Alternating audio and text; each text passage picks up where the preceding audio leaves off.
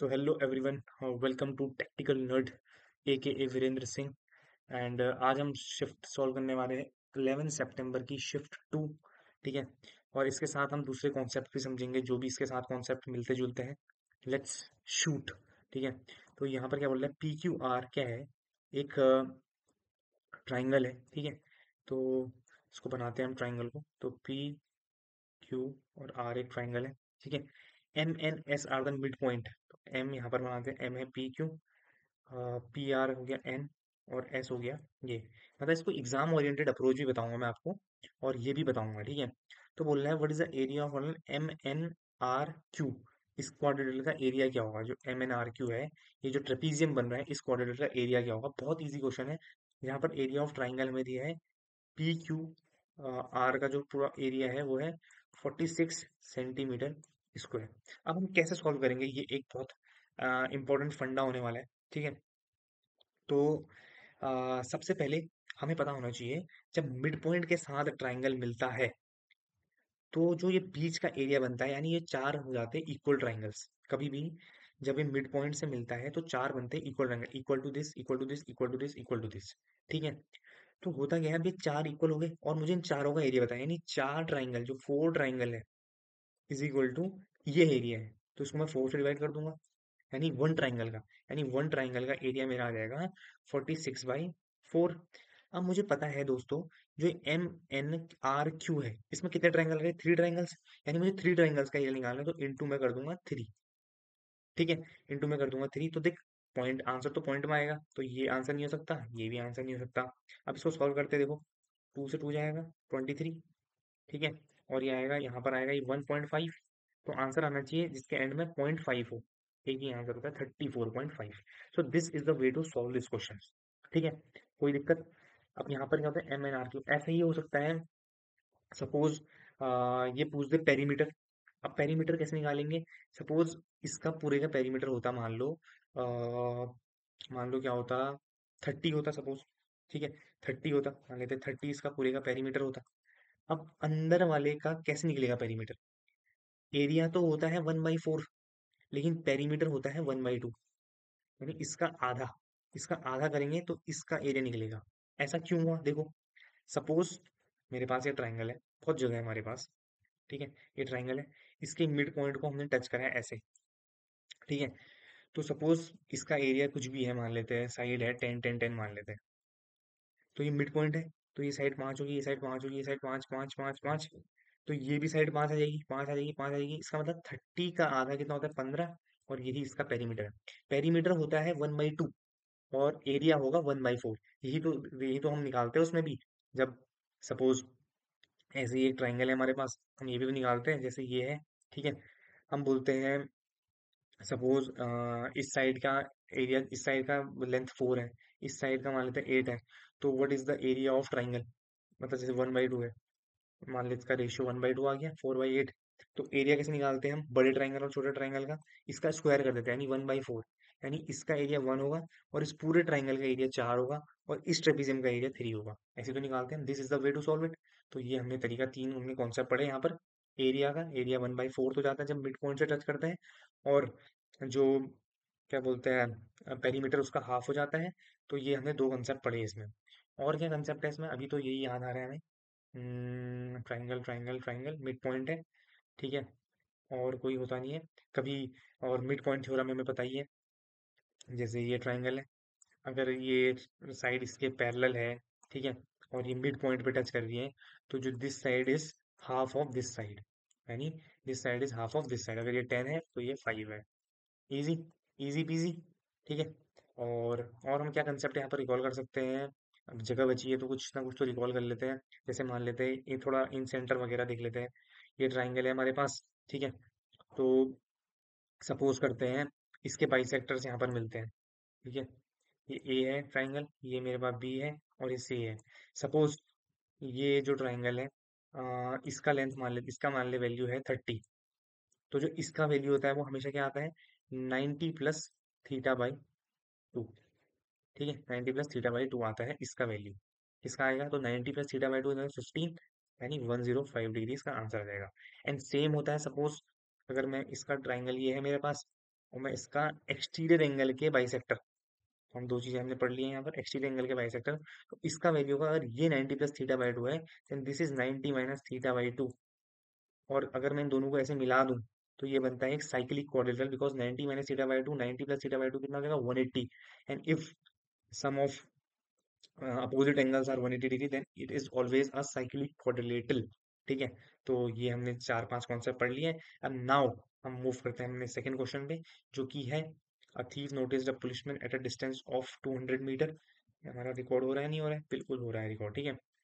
तो अरे यार, यहाँ पर मैं आ गया हूँ यार शायद, तो थोड़ा सा मेरे को ध्यान देना है कि मुझे इस कॉर्नर पे जो है नहीं करना है कुछ, ठीक है। तो मैं रिकॉल करूंगा, यहाँ पर क्या है यार, इसको हटा नहीं सकते क्या?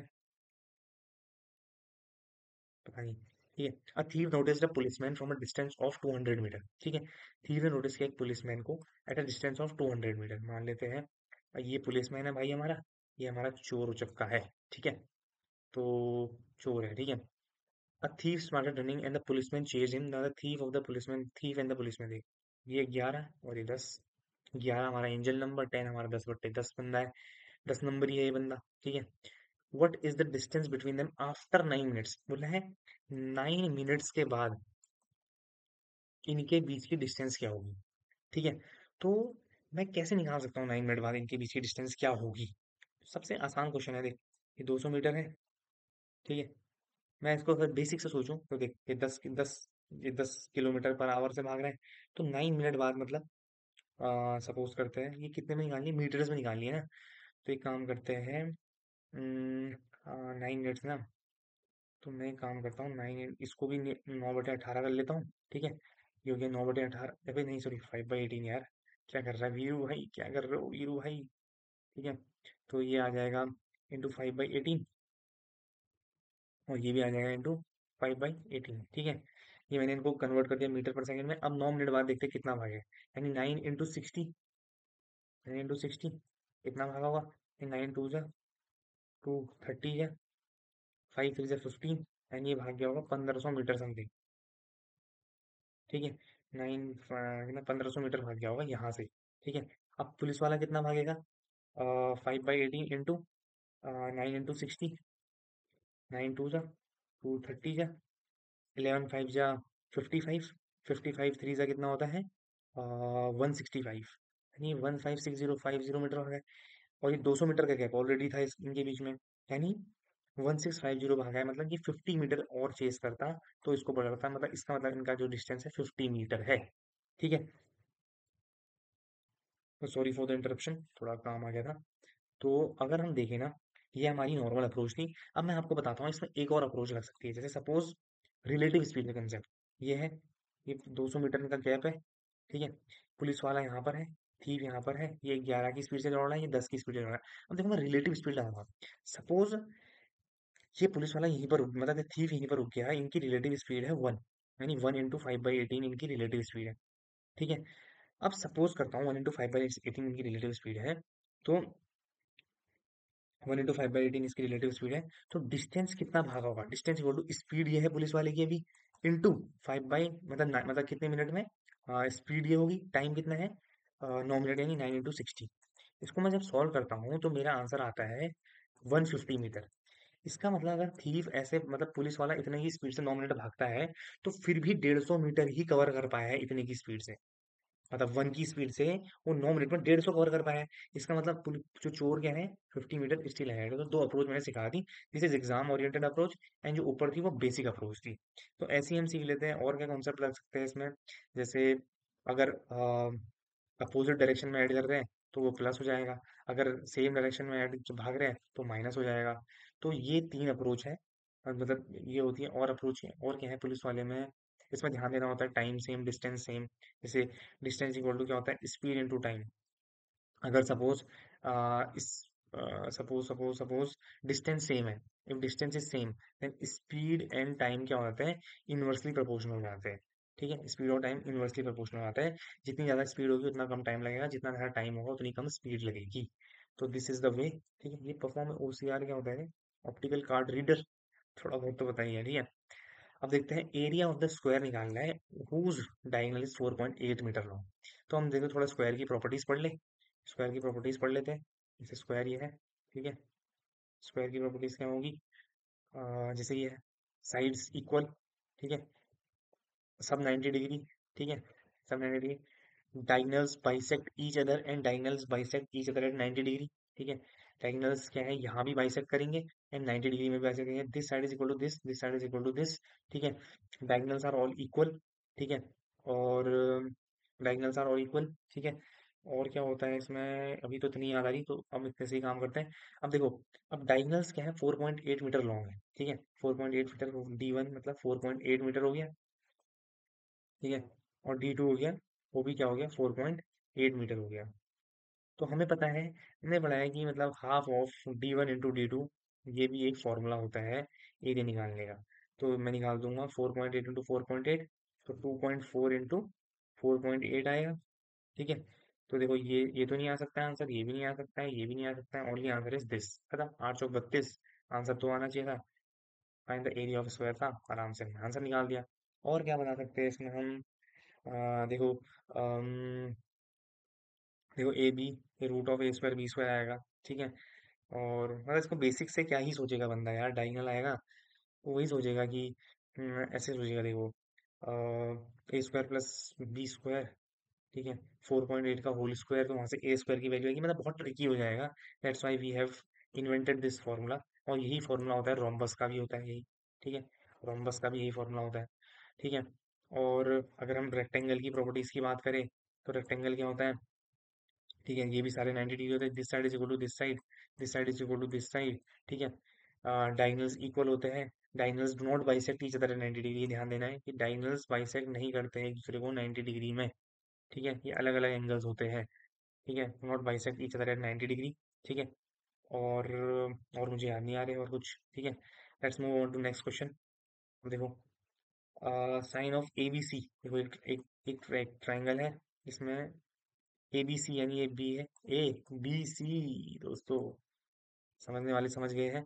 तो साइन ए इक्वल टू 1/2 मतलब sine equal to perpendicular upon hypotenuse, A की तरफ से ये होगा, और ये आ जाएगा 2 to the 4, ये आ जाएगा √3, ठीक है। तो बोल रहे कॉस सी, कॉस सी क्या आ जाएगा भाई, कॉस सी होता है बेस अपॉन हाइपोटेनियस, बेस 1/2 ही आ जाएगा, खत्म, इजी क्वेश्चन, ठीक है।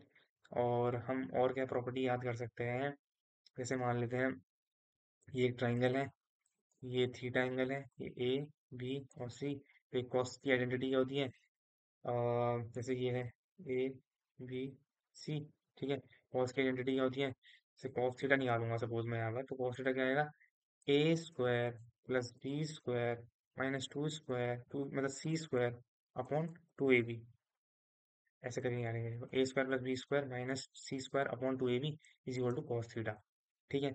और अगर मान लेते हैं ये ट्राइंगल मुझे गिवन है, ये थीटा है, ये ए है और ये बी है, तो थीट इसका इसका जो एरिया निकाल सकता है, कैसे आ सकता है, half of A B sine theta. मतलब ट्राइंगल के एरिया निकालने के डिफरेंट डिफरेंट कंसेप्ट है, एक तो half A B sine theta, ठीक है। और क्या निकाल सकते हैं, सी वो ए बी सी, अगर हीरोन्स फॉर्मूला, अगर ट्राइंगल इक्विलेटरल है तो √3/4 a² ठीक है। अगर ट्राइंगल आइसोसेलेस है, ठीक है, √3/4 a²। और क्या हो सकता है एरिया निकालने का तरीका यार, ट्राइंगल का, ठीक है, ये हो गया। और हाफ बेस इंटू हाइट तो सबसे लेजेंडरी है, यहाँ पर परपेंडिकुलर होगा, हाफ बेस इंटू हाइट। कभी कभार मतलब काफी बच्चों को डाउट होता है कि जैसे ये एक ट्राइंगल है, तो इसका जो एल्टीट्यूड होगा ना, वो यहाँ से गिरेगा भाई, ये गिरेगा एल्टीट्यूड, ये दिस इज द एल्टीट्यूड, ये एल्टीट्यूड नहीं होगा, मान लेते हैं ऐसे, ये भी एल्टीट्यूड हो सकता है अगर यहाँ से गिरे, लेकिन फॉर दिस साइड मतलब दिस बेस, ये वाला एल्टीट्यूड है, ठीक है।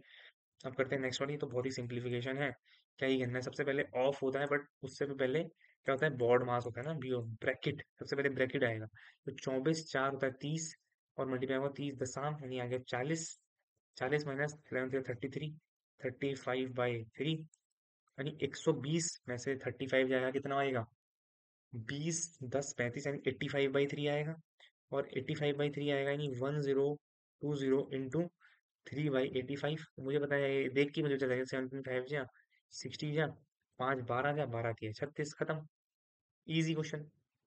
और अगर मुझे मल्टीप्लाई, चलो कि मैं और शाना आदमी हूँ, तो मैं करूँगा, देखो मैंने देखा 1020 इंटू 3/85, मुझे पता है थ्री का कुछ ना कुछ तो काम है, थ्री तो कहीं कट नहीं रहा है नीचे, यानी थ्री का मल्टीपल देखो एक ही ऑप्शन है, ये तीन में थ्री के मल्टीपल नहीं है। ये काफी चीजें होती है जो एग्जाम में, मतलब एग्जाम ओरिएंटेड अप्रोच है।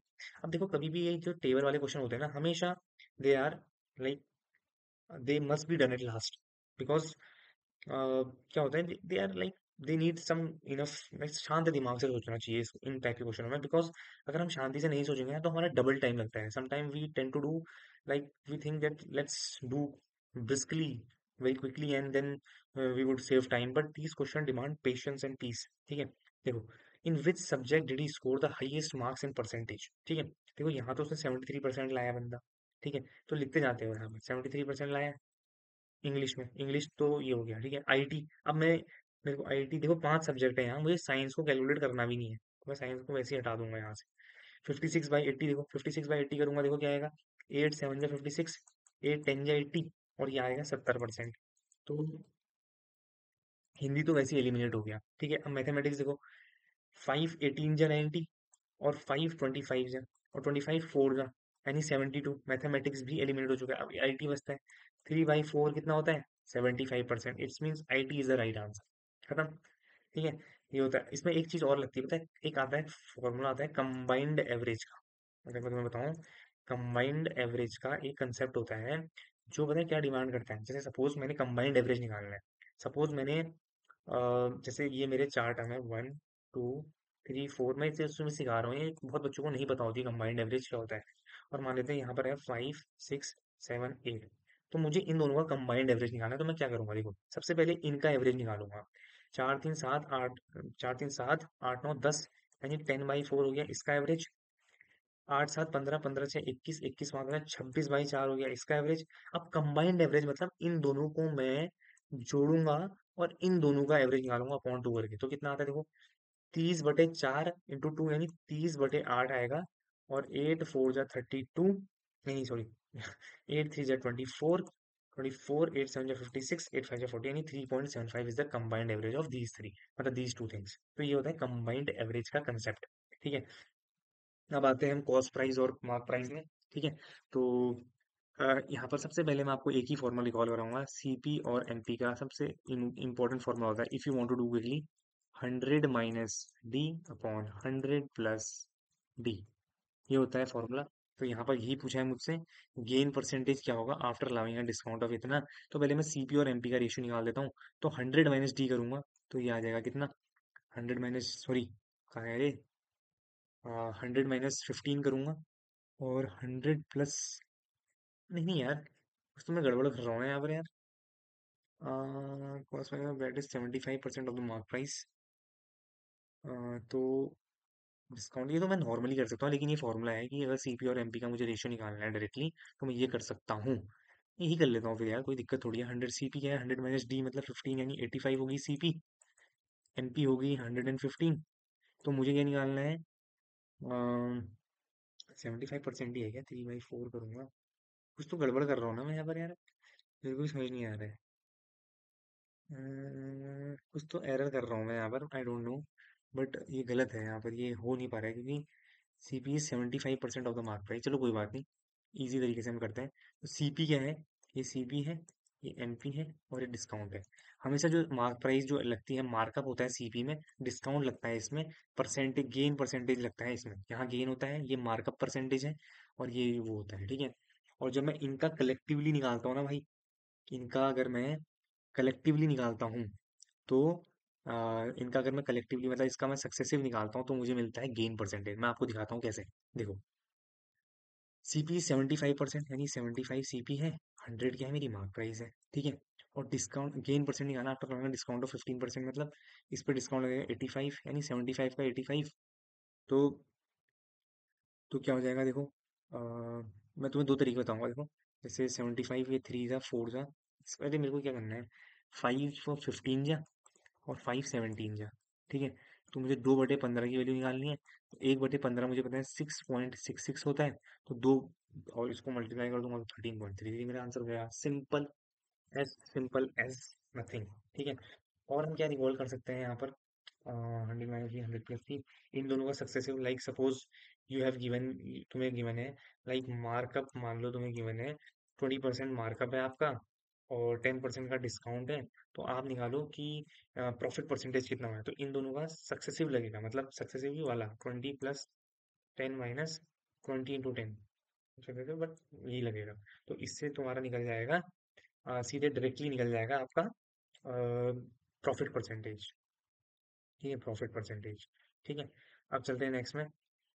Pipe A usually fills the tank in 6 hour but due to a leak in the bottom. भाई कितना लेंदी चला गया है, 20 मिनट हो गए भाई, 8 क्वेश्चन हुए हैं हमारे। ठीक है, pipe A usually fills the tank in 6 hours, ठीक है, but due to a leak in the bottom it takes 2 extra hour to fill the tank. ठीक है, due to a leak in the bottom यानी A minus B, इसकी वजह से इनको 2 घंटे लग रहे हैं extra. In how much if the tank is full then how much time will take, हो गया। ठीक, यानी 6 घंटा, यानी 1 2 3 जा, अरे 2 एक्स्ट्रा आवर्स है यार, वो 8 लगेगा ये, यानी 8 और इसका एलसीएम आ जाएगा 24। यानी ये ले रहा है 3, ये ले रहा है 4 और ये ले रहा है 3, यानी 1 घंटा है माइनस कर रहा है। यानी 1 से इसको डिवाइड करूंगा तो 24 आवर, 24 आवर ये लेगा। ठीक है, यानी अगर सिंपल एलसीएम लिया, इसको सॉल्व करा, माइनस था, -1 इसकी एफिशिएंसी आई और ये सॉल्व हो गया। ठीक है, तो ये तरीका हो गया। एक वो भी होता है, वो चलो बाद में नेक्स्ट कभी वीडियो में बताऊंगा। ठीक है, जैसे ये क्वेश्चन है, बहुत ही अच्छा क्वेश्चन है। ठीक है, वो देखो लेंदी है। इन क्वेश्चनों को कभी भी never do in the first attempt, but अभी हम यहाँ पर सॉल्व कर रहे हैं, तो वी विल मतलब go and solve in the first attempt. ठीक है, देखते हैं कैसे होता है। ग्राफ नहीं, इसे कहते हैं what we say them, DI के क्वेश्चन, डेटा इंटरप्रिटेशन। ठीक है, 5 कंपनीज देखो PQRST मैन्युफैक्चर करती है, these labelled basis brand A ratio brand B. ठीक है, the number shows the wooden bats in percentage. ठीक है, it also shows the ratio of plastic beds labeled as brand A to brand B। ठीक है, ये हो गया। Percentage manufacturer given that total number of wooden bed as a percentage, कितना कितना wooden beds as a percentage कर रहे हैं। And also show the ratio of plastic beds. अच्छा, ये प्लास्टिक बेड्स है, ब्रांड ए के ये प्लास्टिक बेड्स हैं और वो वुडन बेड्स है, मतलब इसका जो 35 है वो वुडन है, 35 है 30, ये वो है। ठीक है, हो गया। ईच कंपनी मैन्युफैक्चर इतना है, study the table given, each bed मतलब 1 लाख मैन्युफैक्चर कर रहे हैं। Taking all the companies together, how many plastic bags of brand B have we manufactured? Total, wow, भाई क्या क्वेश्चन है यार, वाह, कि कितना लेंदी क्वेश्चन है, देख रहे हो तुम, कि ब्रांड बी के कितने बैट्स मैन्युफैक्चर हो रखे हैं, वो भी प्लास्टिक बैट्स, ना कि ये। सबसे पहले तो यहाँ पर मुझे परसेंटेज निकालनी पड़ेगी, 35%। ठीक है, 35%, थोड़ा इसको छोटा कर दे, इसकी लेंथ को, यार, ये तो छोटा कर दे, 35%, 70 ये 30% आ जाएगा, ये 40% आ जाएगा, 70 का 30% आ जाएगा, मतलब जल्दी करते हैं। ठीक है, ये 50 का 50% आ जाएगा। ठीक है, अब 35 का 35% मतलब 35,000, 35,000 है। और अ, है क्या, मतलब सॉरी, है क्या भाई, तो ब्रांड बी के निकालने हैं, वो भी 35,000 है, और ब्रांड बी के निकालने हैं। ठीक है, तो 35,000, ठीक है, ब्रांड बी के निकालने हैं। तो ये 7 3 कितना हो गया भाई, 10 हो गया, 7 3 हो गया 10, और 7 आ जाएगा यहाँ पर। तो 10 से इसको करूंगा तो 35 7 जा कितना है, 7 या 210, 7 या 210 प्लस 35 मतलब 245। इसका मतलब ये आ रहा है पहला 245। ठीक है, इसको सॉल्व करते हैं, यहाँ पर लिखते हैं 245। ठीक है, 24500, इतना आ जाएगा। ठीक है, अब निकालते हैं 30%, ये लास्ट क्वेश्चन करेंगे हम, इसके बाद हम ब्रेक लेंगे, ठीक है, क्योंकि लेंदी वीडियो नहीं बनानी है। 8 7 15, देखिए ये 30 है तो 30,000 बैट्स होंगे। ठीक है, 15 दूनी, और यहाँ 16,000 आ जाएगा। ठीक है, ये आ गया 16,000। ठीक है, उसके बाद 40 करते हैं, 40,000, 19 से होता है 25, 25 यानी 40,000 को 25 से भाग करके मैं 6 से मल्टीप्लाई कर रहा हूँ। ठीक है, तो 25 देख, यहाँ है चौके जा, फिर 6 चौक 24, 24 चक्के, अभी ये तो बहुत बड़ा आ जा रहा है भाई। 40% है, 100,000 लैख, 40,000, 19 से 25, 25 × 6, ब्रांड बी के को निकाल रहा हूँ ना मैं, तो बहुत ही आ जा रहे थे यार। तो 96, अच्छा 9600 है यार वो, सॉरी वही तो सोचो, 9600 आ गया। ठीक है, 00 आ गया। उसके बाद इसको मिटा लेते हैं, थोड़ा सा जगह खाली करते हैं। ठीक है। ठीक है, फिर उसके बाद क्या है, 30 है। 30,000, 8 7 15 दूनी 30, यानी फिर से 16,000, 1600 आ गया यहाँ पर। नहीं, 30,000, 8 7 15 दूनी, ये 16,000 आएगा। ये 16,000 आएगा। ठीक है, वो 96 था, ये 16,000 आएगा। ठीक है, 16,000 आ गया। इन क्वेश्चनों को जितना प्यार से करो, 3 2 5 10, 30,000 आ गया।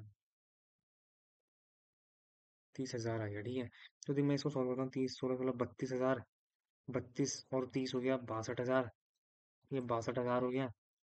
उसके बाद 96 और ये है, इसको 2 4 5 0 0 0 0 5 6 86500। ठीक है, कितना आ गया, 86500। और इसको कितना मुझे करना है, 9600, यानी वन कुछ आना चाहिए। और 0 0 6 5 11 9 6 15 1 16, यानी 961। एक ही ऑप्शन है। तो ये क्वेश्चन थोड़ा लेंदी है। मैं 20 में कर रहा था, मेरे से 20 पे तो नहीं कर रहा था मेरी, पता नहीं कितना टाइम लगा, बट ठीक है। चलो लास्ट वाला क्वेश्चन कर लेते हैं। ये बहुत नॉर्मल क्वेश्चन है, हमेशा इसमें आइडेंटिटी लगी है। ए क्यूब माइनस बी क्यूब की आइडेंटिटी क्या होती है दोस्तों? ए माइनस बी, लिखने में दिक्कत हो रही है यार इसमें। A minus B into A square plus B square plus A B. ठीक है, अरे यार दिक्कत हो रही है लिखने में यार, पता नहीं क्यों। ठीक है, और ए क्यूब प्लस बी क्यूब, कुछ देर और है, फिर उसके बाद मैं पेन टैब लेने वाला हूँ दोस्तों। ठीक है, A plus B, A square plus B square plus, sorry ये यहाँ पर आएगा माइनस ए बी। तो ये इसका है तरीका। ठीक है, सॉल्व करने का। अब मैं ये वाला आइडेंटिटी लगाऊंगा, ए माइनस बी करूंगा तो कितना आ जाएगा, 3 इंटू 3 करूंगा, नीचे यही आ जाएगा, तो वो से वो कट जाएगा और आंसर आएगा 3। ठीक है, कुछ क्वेश्चन और करके देखें। Find the question when the mean proportion of this is divided by an even prime number.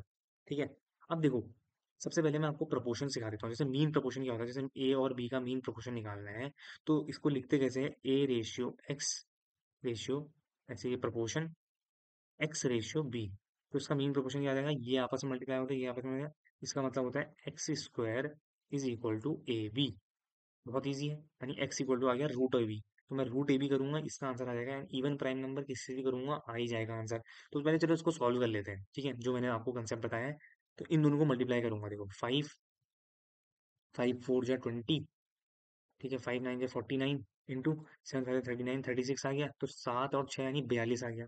अब 42 को मैं किसी इवन प्राइम नंबर से डिवाइड कर रहा हूँ। अरे, find the quotient when the mean proportion is divided by an even prime number.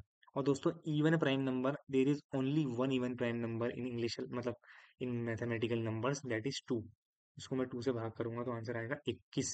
अब मैं सीखते हैं हम third proportion and fourth proportion. Suppose third proportion है, जैसे मान लेते हैं ए और बी का थर्ड प्रोपोर्शन निकालना है मुझे, तो मैं कैसे करूंगा, A ratio B ratio X. ठीक है, ये मेरा है third proportion. B ratio X, ये है मेरा थर्ड प्रोपोर्शन। तो इसमें आ जाएगा बी स्क्वायर अपॉन ए किसकी वैल्यू आ जाएगी, एक्स की वैल्यू। अब फोर्थ प्रोपोर्शन बहुत आसान होता है, इसमें सब गिवन होता है, ए बी सी और ये डी, एक्स। तो बी सी अपॉन ए आ जाएगा तेरा, क्या, फोर्थ प्रोपोर्शन। एक्स की वैल्यू आ जाएगी बी सी अपॉन ए, ये है फोर्थ प्रोपोर्शन, ये है थर्ड प्रोपोर्शन। ठीक है, ये है फोर्थ। बहुत ही बढ़िया, बहुत खूब। ठीक है, तो हमने यहाँ पर मीन प्रोपोर्शन, जो कि ये बहुत आसान क्वेश्चन होते हैं। और कभी कभार पता है पेपर में ऐसा भी आता है, जैसे मैं बताता हूँ कि what must be subtracted from, जैसे कुछ प्रोपोर्शन होंगे, सपोज मान लेते हैं 3 रेशियो, मान लेते हैं 4 रेशियो 6 रेशियो 8। ठीक है, तो ये है एक तरीका। तो इसमें आता है क्वेश्चन कभी यार, what must be subtracted from these so that these two numbers are in proportion, ऐसे करके कुछ क्वेश्चन आता है। Let me tell you in later video, थोड़ा सा मैं क्वेश्चन लेके आऊंगा, यहाँ पर काफी डिफिकल्ट हो जाएगा। अब देखो, how many years will it take from इतना टू अमाउंट इतना एट अ सिंपल इंटरेस्ट। देखो, ये जो है, ये है तुम्हारा प्रिंसिपल अमाउंट। ठीक है, इसको कहते हैं प्रिंसिपल, मतलब मूलधन। प्रिंसिपल है मूलधन। ये बोलना है कि इसमें कन्वर्ट होने में कितना समय लेगा, कितना, हाँ मी, सॉरी, तो लास्ट बता ही देता हूँ ये वाला क्वेश्चन। ठीक है, तो प्रिंसिपल ये है, और ये है तुम्हारा अमाउंट। ठीक है, अमाउंट। और तुम्हारा एसआई क्या होता है, सिंपल इंटरेस्ट क्या होता है, अमाउंट माइनस प्रिंसिपल। तो मैं इसको माइनस करूंगा, 8400 यहाँ पर नीचे ही लिख देता हूँ, 8400। तो 8 का 8 आ गया। ठीक है, इसको मैं लिखता हूँ, 8 का 8 आ गया। और 2 का 2 आ गया, ठीक है। अब 9 में से 4 जाएगा 5, 11 से 8 जाएगा 3, यानी 3528 मेरा आ गया, मूलधन आ गया मेरा, ठीक है। मतलब सिंपल इंटरेस्ट आ गया है, ब्याज, मतलब जो ब्याज लगा है। अब वो किस पे लगेगा? 8400 पे लगेगा।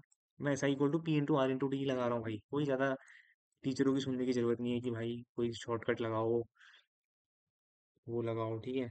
इसको सॉल्व करूंगा, 0 0 0 0, ठीक है।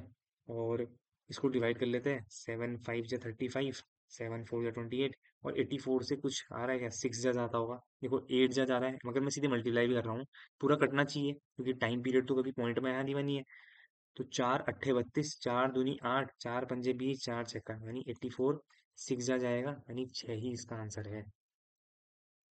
कितना इजी क्वेश्चन है देखो, कुछ नहीं करा है यहाँ पर, नॉर्मल क्वेश्चन है, इट विल हार्डली टेक, मैंने तो इतना बता रखा है, इतना लिखने में मेरा टाइम गया है, ये नहीं लिखना है, सीधे इसको माइनस करूंगा, मैं ये लिखूंगा ये टीटा, मतलब 100, सीधे क्या है, नथिंग, देयर इज 0 0 कट गया, कोई इतना हार्ड एंड फास्ट है नहीं।